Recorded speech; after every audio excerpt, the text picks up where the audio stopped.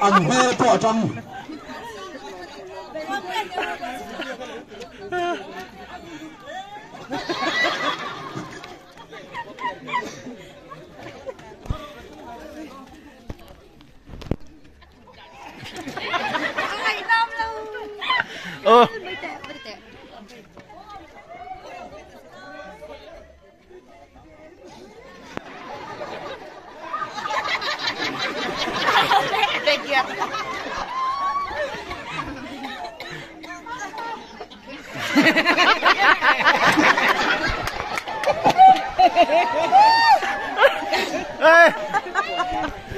chỉ sang sang thế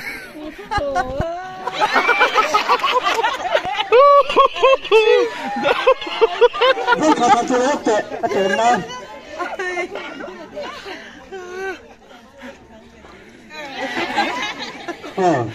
cần nguồn đâu là luôn được trung tôn